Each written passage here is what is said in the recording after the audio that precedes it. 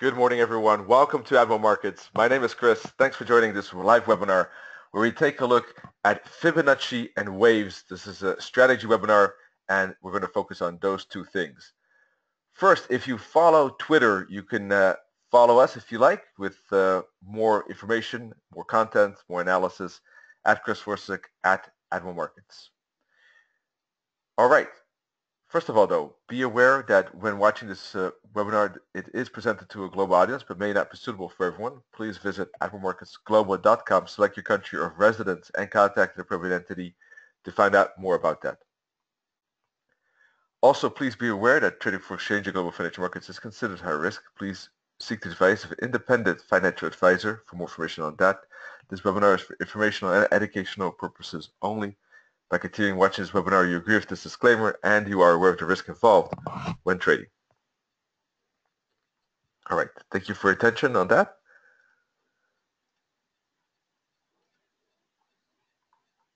Let's move on. So, Fibonacci and Waves. Basically, I want to give a very, very quick introduction to not even, probably a quarter of the theory that we could discuss. I don't want to make this theoretical, but I just want to share kind of the very basics so that everyone here who maybe is new to, perhaps some people are new to Fibonacci, have some idea. All right, and then we'll move on and look at the charts. I definitely want to make it more focused on practical things. This is going to be a series, though, of about, I think, 7 or 8 webinars on Fibs and Waves, always on Wednesdays. So I think we can start quickly with at least identifying the Fib levels that I think are important. Now, there could be other Fib levels out there actually used. Some, for instance, use a 77.4, I think it is. I think that's based on the fact that that's the opposite of the 23.6 Fib. I'm not even actually sure 100% sure if that's the reason. I don't use that one, so that's why I don't know exactly. I personally use these Fibs, as you can see. Now, first of all, of course, the standard Fibs are 61.8. That is the golden ratio. So that is basically the key level when you take a look at the Fibonacci sequence level, which is a sequence of numbers, basically, going up and up from 0 to 1, basically adding 2 numbers for the next number, then dropping the first one like this. Wait, I don't have my drawing to open. So I'll do that very quickly. Basically, you're adding 2 numbers to get to the third number. You drop the first number, and then you add the second and third to get a new number. Let me show you here with a drawing. Sorry about that. There we go. All right, so for instance, 0 plus 1 is 1. So we drop the 0. 1 plus 1 is 2. So we drop the first one. 1 plus 1 is 3. Then we drop the 1. 2 plus 3 is 5. Then after that, you get 8. So those are all numbers that part of the Fibonacci sequence. That's not that important for the moment. What is important, though, is if you divide 5 by 8, you get roughly 61.8. That gets, the further you go up upward with the numbers, the closer you get to this 61.8. And the 61.8 you'll see basically not only in this simple mathematical equation, 5 divided by 8, right? But you'll see it throughout nature and throughout the world. You'll see various examples in music, in objects. This ratio is used in tons of different examples. Other numbers that are important are the 38.2 Fib, that's also based on Fib sequences, and the 23.6. Those are the main levels. The 50 is often added in at least trading and retracement levels because it's the halfway spot, so it's an easy thing to add. It's an important level too, not really based on Fibs though, but still it's added. The 78.6 and the 88.6 Fib are added. And here, by the way, some traders might even add a lower level. I think that would be somewhere in the lower teens, like I have probably 14 something. I don't use that one myself. It's too shallow. but some traders might have that. 78 and 88.6 fibs. Not everyone has that, but I do. Those are deep fibs, as they're called. They are basically derived from the 61.8 fib, and it's the quadrant of it. The quadrant, so you would have 61.8, and you would have a small 2 in the corner. If you do that, you get 78.6. And if you take the quadrant, I think it's quadrant, I'm not a math person, but if you take the square root, no, it's the square root, sorry, of 78.86, you have the 88.6 fib, right? So those are levels I use. The 0 and 100 are tops and bottoms, obviously, and in some complex corrections, when you look at wave analysis at least, I use 138.2. That's a break of the top or bottom. In that case, that's the furthest point that price can move to and still be considered a correction, a complex correction probably, but still a correction. If it moves beyond that point, let me give you an example. So for instance, if price is in a downtrend, right, and there's a correction at this bottom, so price moves up to correct, breaks the bottom, but it doesn't break, it breaks the 0 level, but it doesn't, the 100 level here, but doesn't break below the 0 level, sorry, but it doesn't break below the 138.2 level, and then moves up again. This lower low could be seen, as part of that larger correction indicated by those blue lines. If it breaks below the 138.2 level, as indicated by the red arrow, then that's not only a lower low, but that's also a continuation of this downtrend. Moving on to Fib targets, I'm going to show how I draw those Fib targets in a second. Moving on to Fib targets, I use minus levels, and that's something as well that not everyone uses. I think this is material that, you know, not I don't want to you know, say that this is something special maybe nowadays, but back when I was learning Forex trading, these were very special levels, in fact, not so known. So I'm not sure how widespread these numbers are now at the moment, actually. But I have used them ever since I learned trading myself and never looked back. I think they're very, very valuable. And I like to use minus targets instead of expansion numbers. That's my own personal preference, and we'll be focusing on that because, I mean, as I said, I don't want to make it too theoretical. I don't want to discuss all the ways that other traders might be using fibs, right?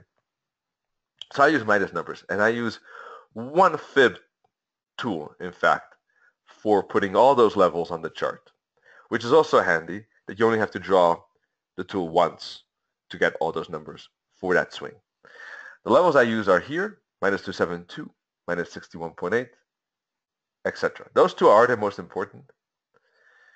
And then after that, there are further extensive targets that are especially applicable for wave 3s, for large extensions, large impulses. The minus 272, minus 61.8 target are, in theory, the ones that are used most. The minus 272 target is the main target when price has bounced off a deep fib, like these two. Then the minus 272 target is the main target. The minus 61.8 target is also the main target for the medium fibs, like the 50 to 61.8. You could even see that also for the main target as the 38.2 and the 23.6 fib. All right. The 27.2 fib is also the main target for, that's when basically price is trending, right? So when price is trending, these blue circles should aim for minus 61.8. Unless there's a wave 3 and a very strong momentum, then you can aim deeper. Then you can aim for any of these targets, and it could go a lot further. All right. Now, if there's an ABC correction, no matter what fib is used here, we should probably aim for the minus 272 or the minus 61.8. Both are possible targets, depending on structure and case by case. Last but not least, the minus 272 target is also sometimes a turning spot for actually shallow fibs like these. And that's because you might see sometimes a case where price goes up, makes a bull flag down to the 23.6 or 38.2 fib, posts a higher high, hits the minus 272 target like this, and then turns. And the reason why is that this could be the wave 5. This was a wave 3. This was a wave 4. So basically with wave 5s, you want to aim for the minus 272 target most of the time. And that happens specifically after wave 4, which is often shallow.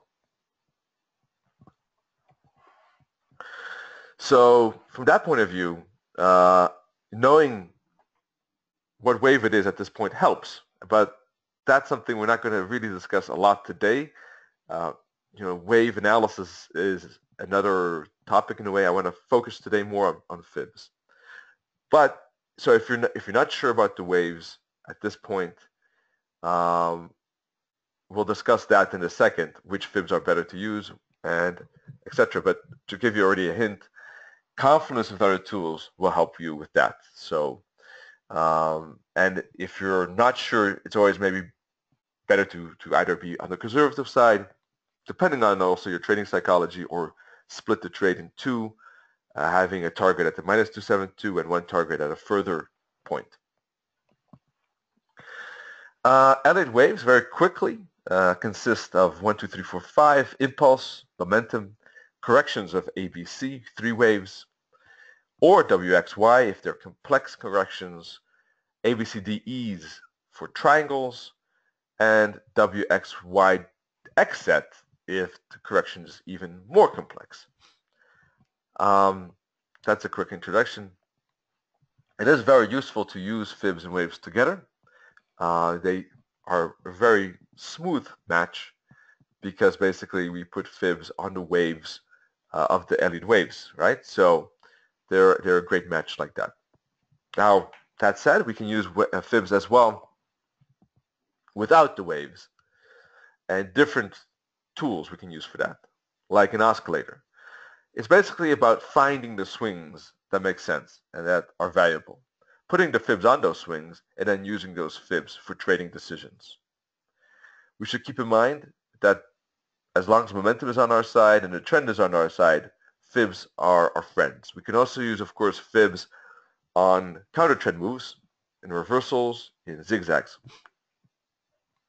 What we want to avoid is using fibs in triangles, because triangles are choppy, sideways, break tops and bottoms, and would invalidate fibs more often than not.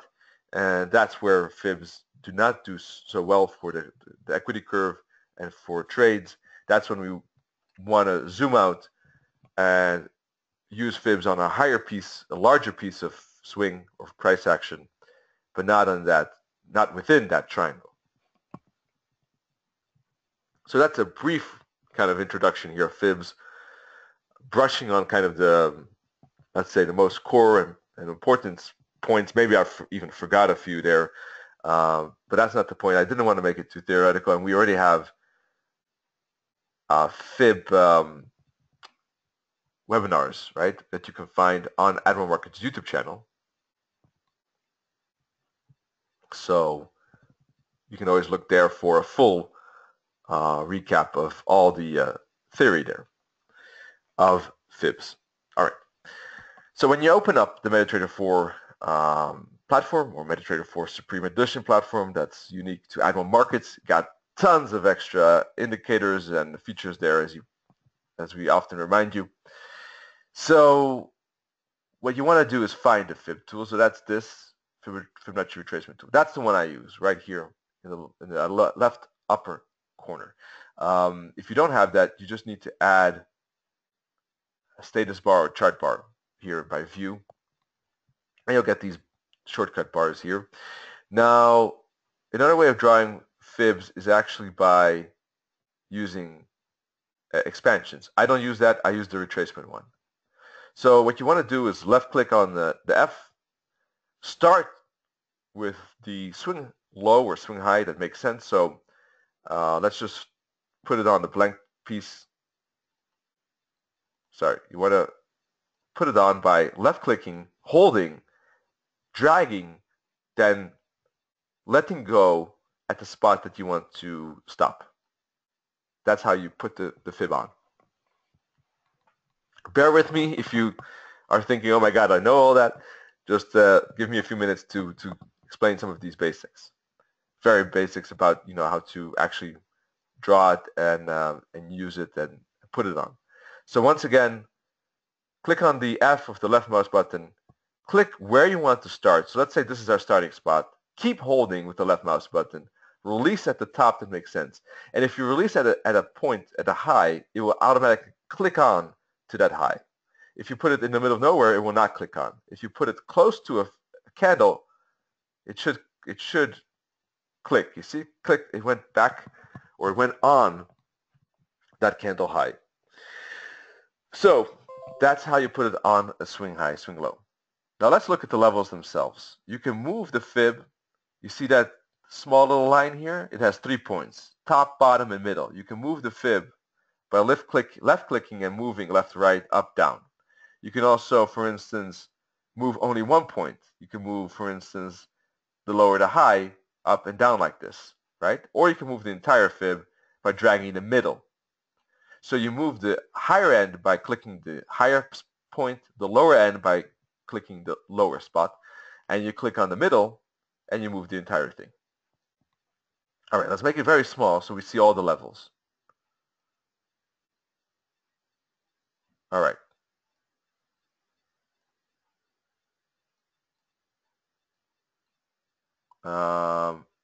Let's see.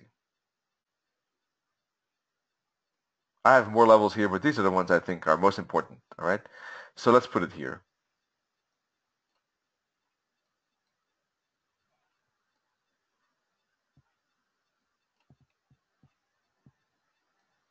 All right.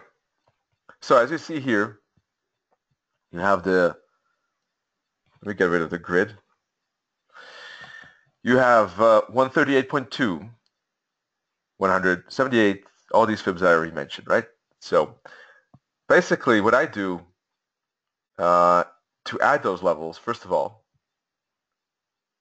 to set up, as Leon is saying, to set up that fib tool, you right-click on it, go to Fibo properties. Then you can also adjust the fib for the time frame you want, the visualization, of course, as always, and you can add the fib levels. So what you want to do, first of all, what I think is handy, is behind every level, add a space, percentage sign, dollar sign. By doing that, you add also the price level behind the fib number. So you have fib number, price level, right in one line. That's the first thing that's handy. Then what you want to do is add. So you add, click on add, and add the levels that I just mentioned. What you do want to do with the level is for the 23.6, you want to write O.23.6. For a minus target, you want to write minus 0.618. For the 78.6 fib, you write 0.78.6. So anything between 0 and 1, 0 and 100, you write 0 dot. Anything minus, you write minus 1, minus 0.618, minus 1.618. But the description, you can make anything you want. So what I did is just 23.6, right?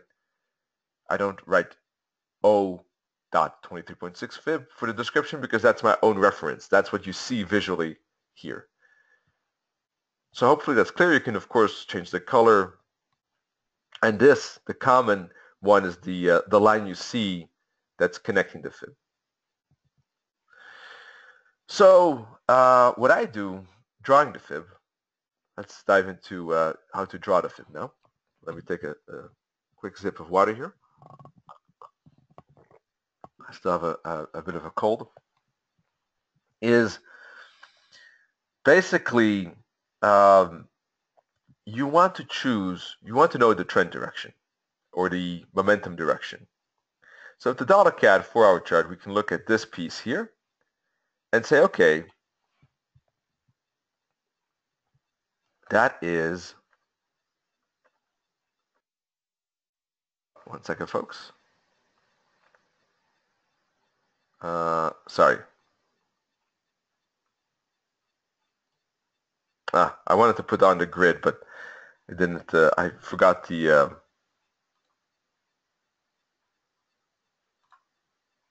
I forgot the level here, so now I'm delaying the process. Apologies for that. All right, good. So what you want to do is then drag it to the top or bottom. Now that's something that might take some experience at, but you know, the more you get used to it, the more you learn, the faster that will become natural to you.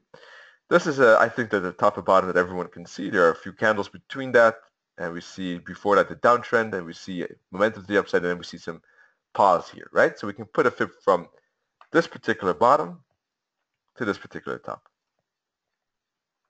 So in doing that, you see retracement fibs below it, below the high.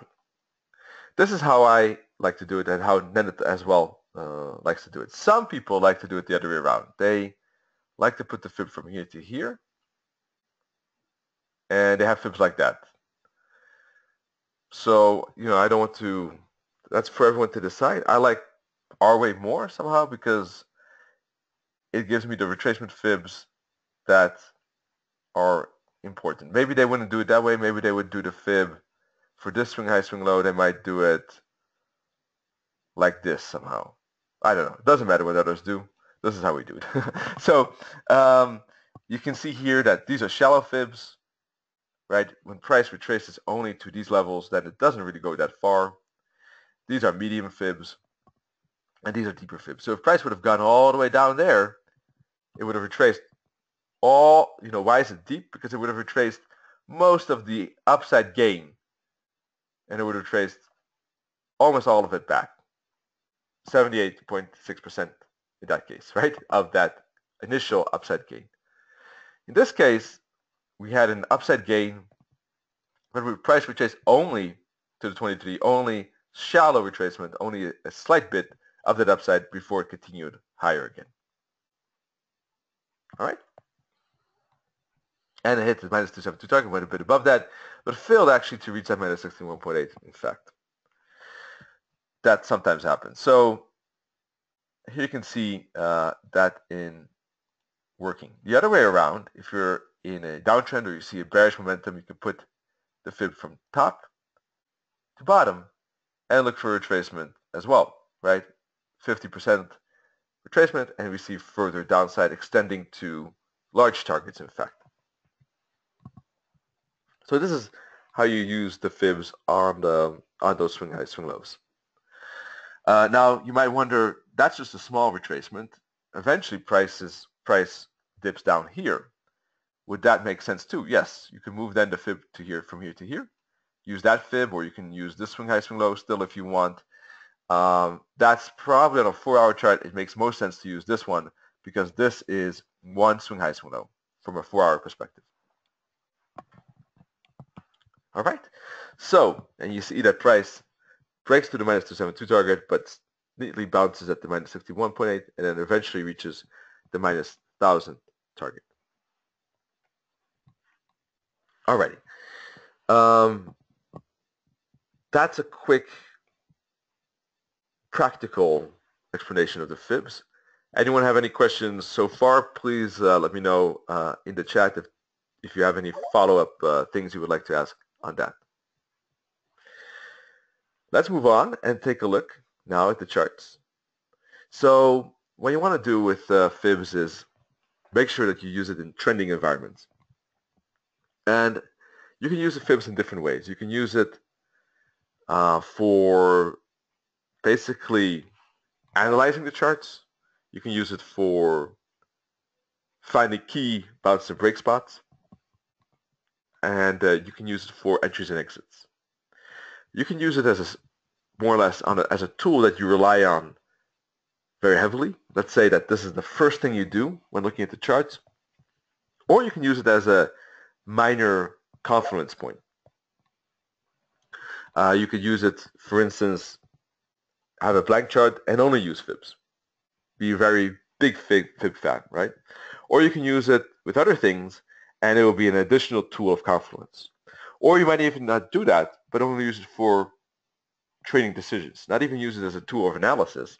A tool of analysis would mean putting the fib from here to here and saying, these spots are potential turning spots, but I'm not going to trade it. I'm just keeping an eye on these levels, and I'm aware of those levels, and if there's confluence, I might use those levels, but I want to see other things. I want to see confluence. I want to see candlestick patterns at those levels, and then I'll trade it. If you're using it as a trading tool, it's a lot different. In that case, you might not have even this fib. You might have it or not. But more importantly, you might, on a time frame that you use, just use it as an entry and exit tool. And that's, of course, also possible with the fibs, logically. So it's very powerful in that regard. For instance, you might anticipate a reversal, and you might put a fib from here to here, and you might take an entry at the 38 or 50 fib, or just miss the 50, but put the stop loss below the bottom and aim for the minus 61.8 target. That's how you could use the tool for entry and exit. So regarding entry and exit rules for fibs, basically, typically, the invalidation is below the 100 or above the 100. That's where you want to put the stop loss. It is possible to put the stop loss below fib levels as well, like below the 61.8. But you are risking, because basically price can retrace to a deeper fib and not invalidate the trade setup. So if you put the stop loss here and price hits it, but then goes up again, you took an unneeded loss, really, because you put the stop loss in harm's way, and the trade went your way, but you didn't capitalize on it. So it is a bit risky. Therefore, the best is really the bottom or top, because that's typically the invalidation level. There are certain cases where it makes sense. For instance, if you're using a larger time frame, where the stop loss size would be huge if you put it below the top or bottom, and you want to reduce the risk, so you kind of use a smaller stop loss to get a normal lot size, get a reward to risk that makes sense, or shorten the length of the trade in time-wise. So those are all valid reasons, and it's definitely possible to use a tighter stop loss, but just be aware and use confluence and double check that. Also, waves could help from that point of view, because if you're expecting a wave 4, right, if you're expecting a shallow fib because of a wave forward, and using the fibs, stop loss below the 50 fib, for instance, could work well in that particular case. All right. So exit, entry, one of these fibs, or maybe 2 or 3 of these fibs if you want to scale in, let's say, or split the trade, and multiple exits at these fibs. That's how you would do that. The question, of course, that's not so difficult. The question is when to do it, at what point. And that's more of course, the real point. But from a technical point of view, right, you could do that just putting a fib like this, like that, or from here to here, like that, and looking for entries like that. Now you can have multiple fibs on the chart as well. One for analysis, one for trading purposes, 2 for analysis, 1 for trading purposes, fibs on different time frames. Fibs, for instance, indicating a zigzag, and 1 for retracement, for instance. Let's see. Here we could have a fib on this swing high, swing low. And on this one, so we get confluence between fibs. This is a retracement correction like this, and this is the trend fib. One is a zigzag, one is retracement, and you will get confluence between the retracement levels and the target levels. So that's how you can use multiple fibs as well. All right. One question on the left, how do you draw the fib? I'm not sure actually what you mean on the left. On the left of the chart? So what you want to draw is always, once again, the starting spot here at the top, moving to the bottom, going from left to right. That's how we do it. But I'm not sure if that answers the question. Maybe if you can reformulate it. So again, I'm going to quickly take a sip of water here.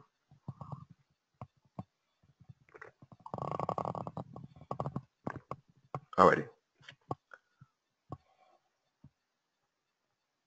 There are two peaks close by. So which swing high, swing low to take? Before we dive into, that's a very good question. Before we dive into using fibs as a trading tool or as an analytical tool or using as a tool of confluence, let's talk a bit about where to draw those fibs indeed. That's very key. So one way is to use highs and lows, tops and bottoms. One way is to draw fibs on candles, just the candle themselves. It could be a daily candle, for instance, right? We expect a retracement of a daily candle, for instance, so we could put a fib on that candle, right? So we do that like this. Retracement to target. In this case, it worked out okay, but the point is we put a fib on the candle. Not always does the candle get a retracement, but most times it does. Often it does. Here too, for instance, on this one bearish candle right there, retracement to the 61.8 fib. The next fib here, the next candle here doesn't get any retracement at all, not to the 23.6 fib, but the next one does, as you can see, right? So putting fib on a candle. Putting fib on swing high, swing low. On the largest swing high, swing low, so for instance, this is top and bottom right here, but the largest swing high, swing low could be seen as this, right? So we can put a fib on that as well. Putting fibs on waves, a wave 1, a wave A, using Elliott waves basically. What else? We can use I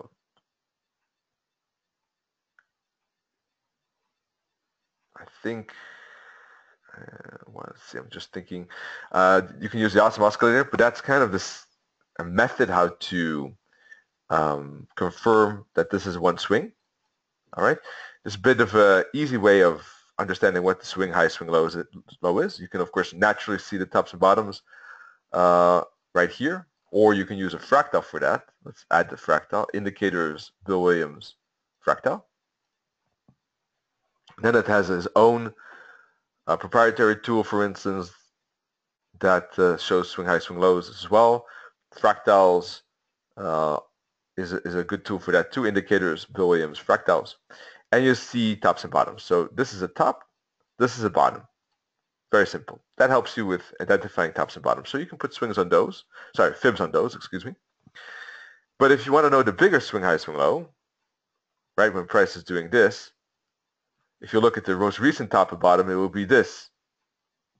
That would get you into danger because the price already retraced above that, in fact, right?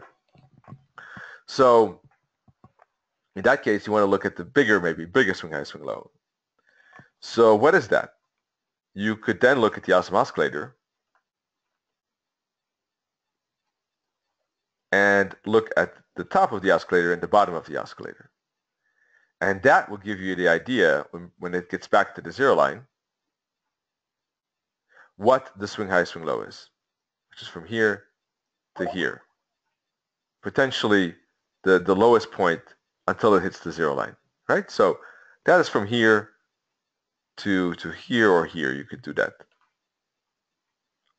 Now, which one would you choose, right? This one or this one? If you're in doubt, I would go with the lowest one, personally. If you are a Elliott waver, that would depend on your wave count, probably, and you would make that distinction like that. All right, so, but that basically here, it almost hit the zero line, as you can see, but didn't. So this is still one push from a Fib perspective. Just like, to give you another example, this was one push.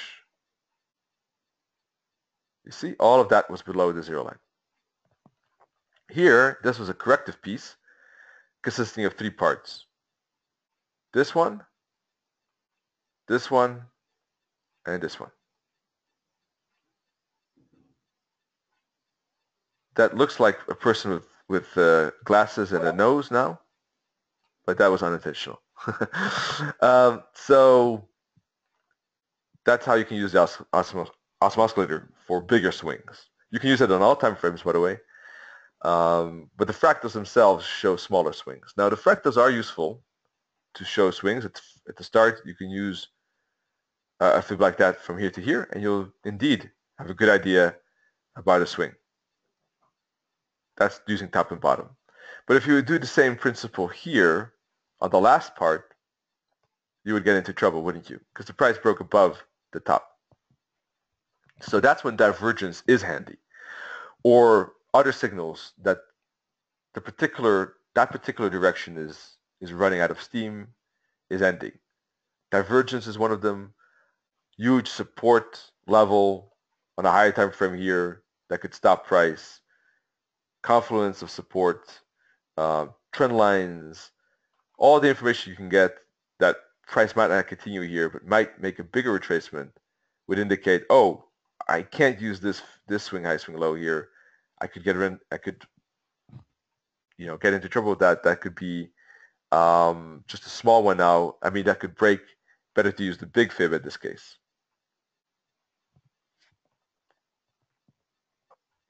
All right. So the bigger swing high, swing low. Using multiple time frame analysis is thereby useful to understand that. So when looking at, for instance, wait, I have to answer the question though still regarding the two peaks.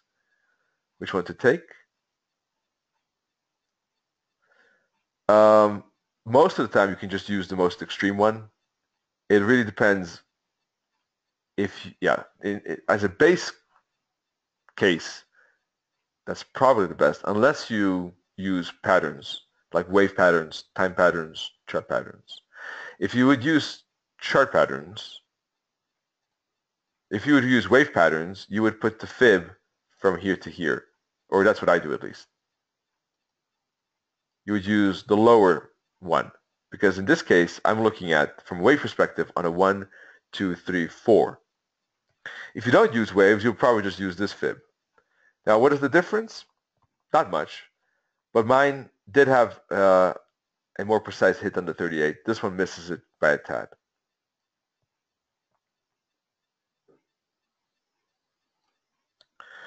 So that is a small difference. If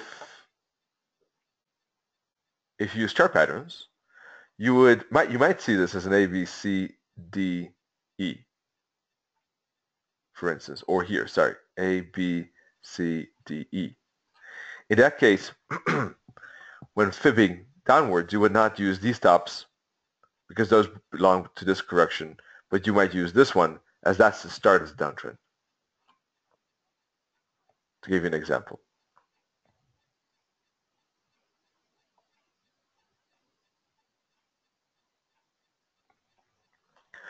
Regarding the chance, good question, regarding the chance of price moving from one fib to the next.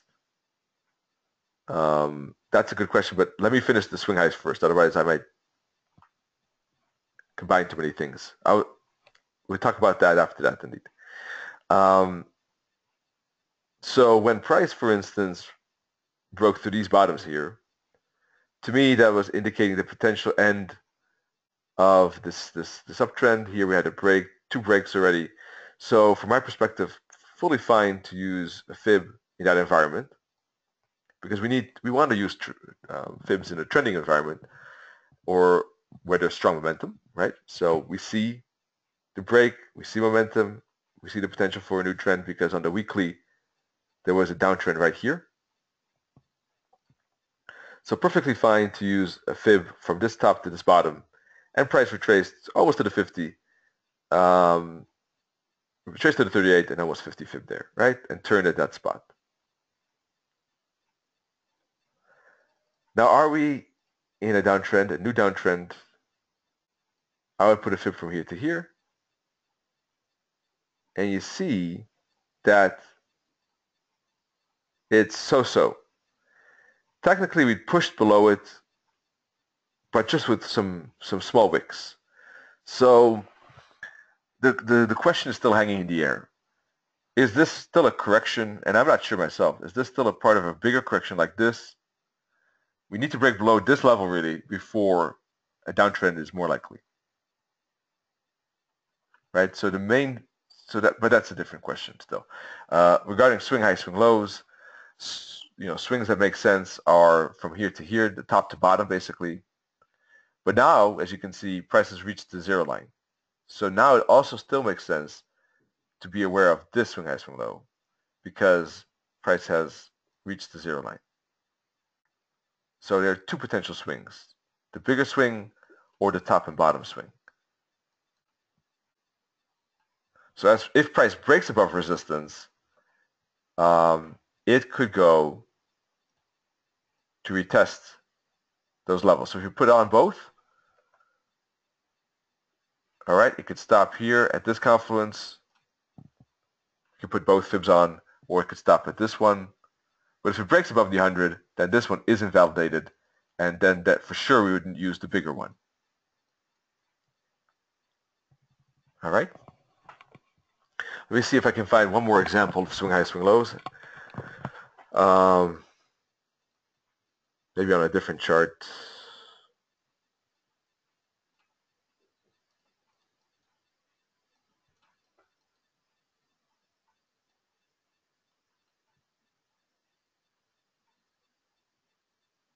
And you can use it on all time frames. Let's use a different time frame. That was a high time frame. Let's use it on the hourly. And I guess scroll back a bit. I don't know. Just stop now. All right. So the moving average could indicate very simply the trend, let's say, for the moment. All right. Let's add the fractals to make it easy for ourselves. And all right, so we see price breaking below the moving average, breaking below the Keltner. So that's bearish momentum. So we're looking for continuation of that. Let's say the trend is down, which from this time frame we would say so. Of course, high time frames might show something different, but for the moment, let's just focus on this single time frame. Okay. So looking at the oscillator, this is one push, so we could still use top to bottom for the moment. This is a strong momentum. It looks like an acceleration. So I would use these fractals and not here. I would use the tighter one, the shorter one, not the larger one in this case. And indeed, 38.2 fib there, that's where we look for a turn. We would either, if we're using it for trading purposes, we might trade it right there. Once price reaches that fib, we might put a pending order there. We might wait for a confirmation candlestick pattern there, etc. But for the moment, let's focus on the swing high, swing low. So that's the swing high, swing low. From here to here, that's the retracement. Price hits the target, makes a consolidation, and then accelerates to further targets, right? When would you move this fib? So when would you start thinking about a new fib, right? Well, one way is to wait to let this bottom break. If it's very trending, it might work. So you take the next top and bottom and look for, as soon as the bottom break, look for the retracement and continuation, right? And you'll do that again here. That's a bit more aggressive way. As long as the fractals don't get broken, you're good to go. As you can see, all the fractals are lower highs, most of them. That could work at the beginning. Now, eventually, you will run into some problems with that if you do that too often, especially if the trend is ending or the momentum is dying out. So that's when you want to stop with that and be a bit more careful. But at the beginning or middle part, it could work on average. It works well, right? As you can see in this, especially with the strong momentum like here. It's good to put a fib on that momentum part. That's where you have the most security. Putting the fib here as price is slowing down is typically more dangerous. And you see also that price is retracing like that. To counter that, instead of using a fib on an iffy part, you can put a fib on a bigger part like this, and wait for a retracement, or if it doesn't retrace, trade the breakout. Breakouts, in fact, are another way of trading failed retracements that don't go deep enough, that don't go to the fib that you desired.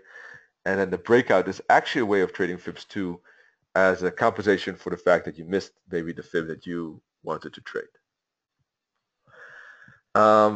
So from that perspective, any top or bottom could be used in a way in a discretionary mode. There's also a non-discretionary way of trading it.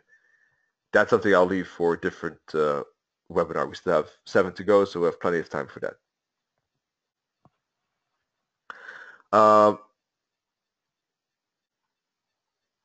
But that's one way of, we're really diving into details, I know, but one way is to wait for the break for the bottom. The other way, more conservative way, is to wait for the minus 61.8 target to be hit, because then price is accelerated far away enough for there to be momentum. All right, so once this target, so from that perspective, we would wait for the moving to fib. We would let this just ride out. We wouldn't use that, and then once it hits, then we would move it. We would move it from either the new swing high, swing low, or we can use the retracement hit or the swing high, swing low for the next fib, like this. All right, we got a 38.50 if we use that one. If we use this one, the most recent top or bottom, we get a 50.61.8 hit. Now, eventually, we have to be aware that on the higher time frames, swing high, swing low might be over, especially if it takes this long to correct. So then you might want to look at higher fibs too. You can keep this one and use a higher fib as well.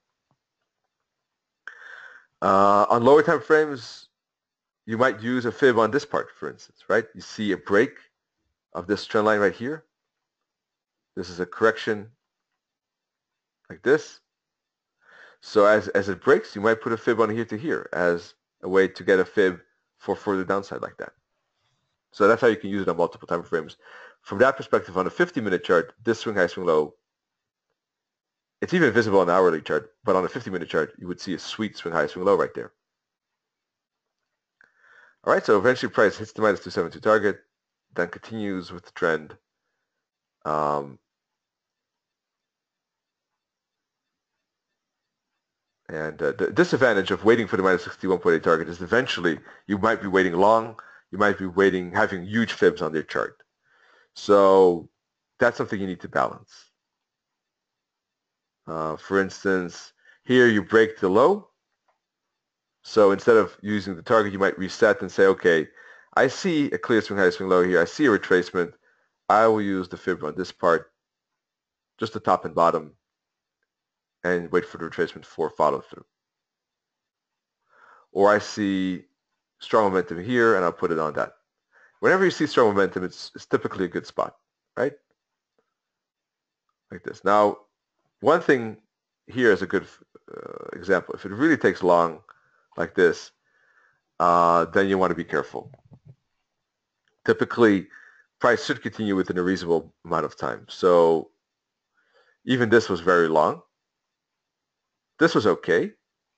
But when this happened, that was already quite long, right? So as a rule of thumb, probably the 24, I would say, is good. You see something like this, 24, one day like that, that's fine. If you get a break like that, that's perfect. Between 24 and 100, 100 is up to here, as you can see. That's where 100 stops. Is kind of a gray area. So that depends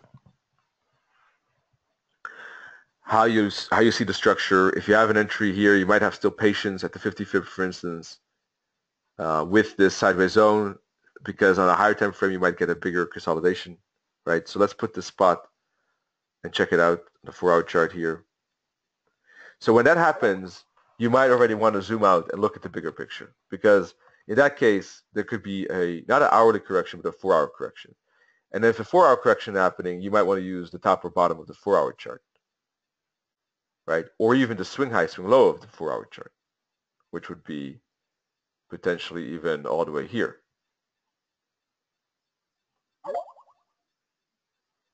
All right, and you see that's what happened. 38.2 bounce, as on the 4-hour chart, this goes above the zero line. When did that happen? Right here. So when this goes above the zero line, I think it happened actually here, as far as I can tell. That's the moment where you have to then think about, okay, can I use the most recent top or bottom? Or do I zoom out and use the swing according to the awesome oscillator? If you would have recognized the switch here and not used the most recent one, but rather the swing, you would have prepared for the deeper retracement to the 38.2 Fib. All right? And on the 4-hour chart, you can see that on the hourly chart, we're looking at 24 to 100. Well, that's for all time frames, by the way, right? That's kind of a gray zone. That's where you want to check things. It's still okay to be a bit patient. That's fine. But you want to be already thinking a bit more critically, let's say. On a 4-hour chart, those 100 candles equal 24. You see, that's exactly the moment, 24, on the hourly chart, where from that perspective, we want to be a bit careful already. So that's a bit about time factor as well, and how to use swing high, swing lows. But this is discretionary, and I understand that that is more difficult if you're starting out, if you're new to trading. So this might scare you off, and I didn't intend that, to scare you there. But that is a fact of matter of life here with trading and fibs, is that choosing to swing high, swing low, choosing where you place the fib is an important part.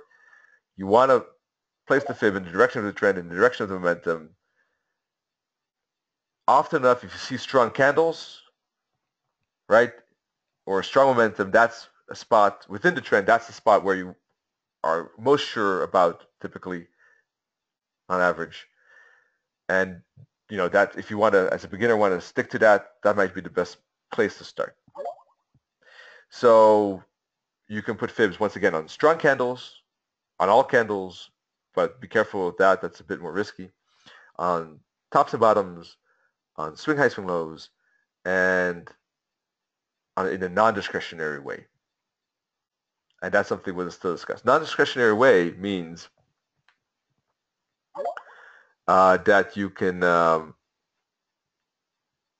basically not think about this. What is the best swing high, swing low? There are rules, very fixed rules for that. Got a question from Ahmad. Any recommended books for Elliott waves and fibs? Well, there's the Elliott wave principle. That's the main book. That's always the best, I guess, and a good starting spot. How do you define which type of waves it is? ABC 1, 2, 3. How do you define the waves is something we'll discuss in a different webinar. So we'll still have 7 after this.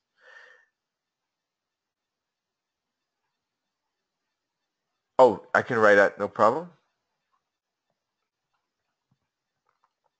It's called the Elliott wave principle, if I remember correctly. You can also, I also wrote a small ebook on it. So if you would send an email to Admiral Markets, they will point you in the right direction for that ebook. It's not obviously not as detailed as that book. It's just a small ebook, but might give you some idea already.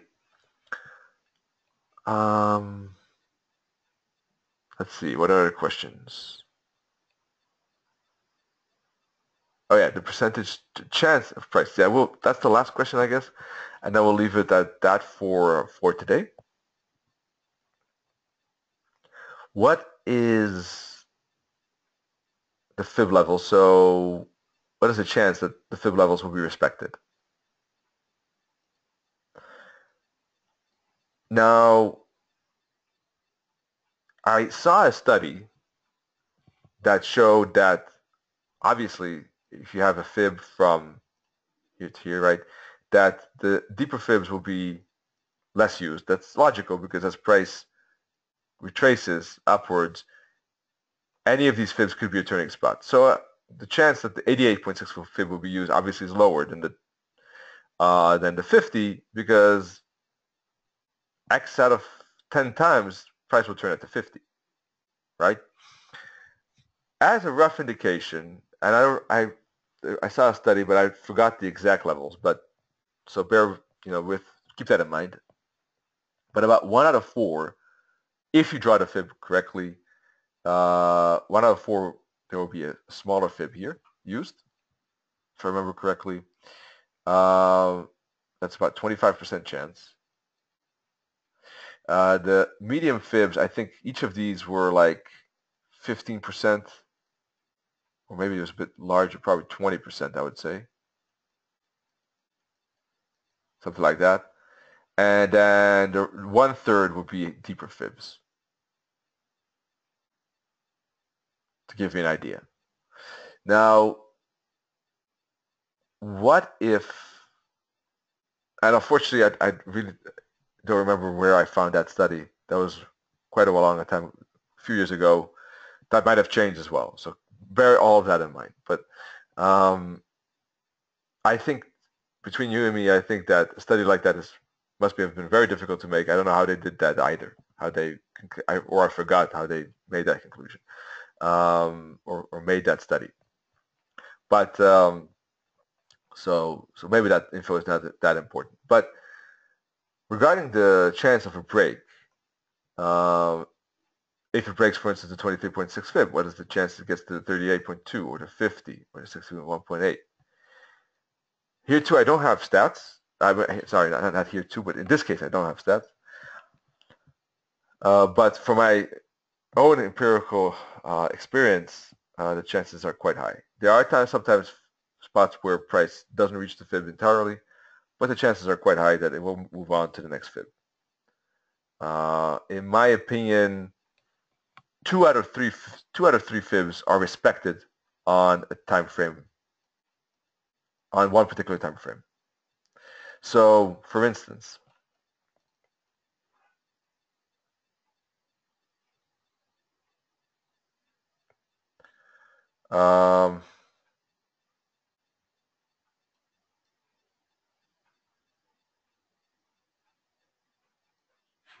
let's see.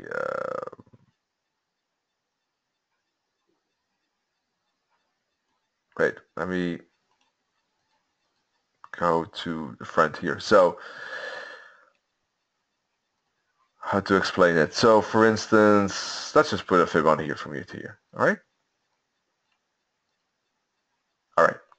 So, on this time frame, the chance that this fib will be respected, these fibs will be respected, right, as price goes up, 2 out of 3 times you will see a visible reaction on this particular time frame.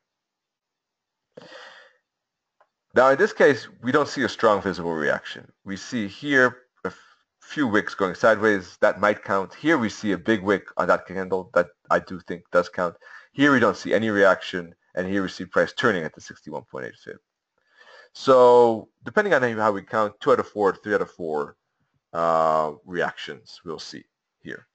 That doesn't mean at a lower time frame, at the 50 fib, there was no reaction. There could have been a reaction at the 50 fib on a lower time frame, but on this particular time frame. So anytime you use a fib like that, not all fibs will be respected, or there will be a bounce, but 2 out of 3, my empirical experience. So sometimes you'll see a push through and not. In this case, you saw a push through the 61.8, but a failure to reach the 78.6 fib. But in other cases, you saw price indeed moving up to the next fib. So with that too, I would say a large majority does reach, but not always. So if you're aiming for retracement fibs, right, if you're aiming to trade to the next fib, like this, to the upside, rather to look for a turn at those fibs, keep that in mind that most of the time it works, but not always. So you might still want to keep some trade management in mind.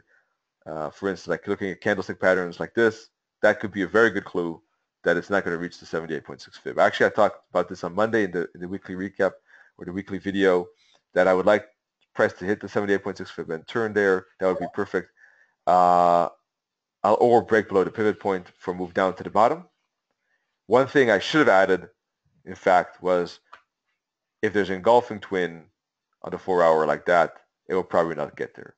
Slipped my mind at that point, but now that you know this, you can always keep that in mind. All right, folks, so thanks so much for this first Fib and Wave webinar. We're going to be diving into more of the wave material as well. I will not go too much into theory of waves in the upcoming sessions because I really want to make it more practical. So we're going to continue with that next week, no, 2 weeks from now on Wednesday. And looking forward to the next sessions. If you're interested, of course, in more analysis and webinars with Admiral Markets, I invite you to look at admiralmarkets.com for analytics, fundamental technical wave analysis, articles, other tools like heat map, sentiment, and of course the MetaTrader 4 Supreme Edition and WebTrader, and of course education, Forex webinars here and CFD webinars. Netta takes a look at counter trend trading tonight. Tomorrow we take a look at know what the markets wants. By listening, that sounds maybe a bit philosophical, but we're going to be showing how to practically understand the market in a better, with better context. And more next week, of course. So see y'all soon, and wish you, above all, great trading. Cheers, folks.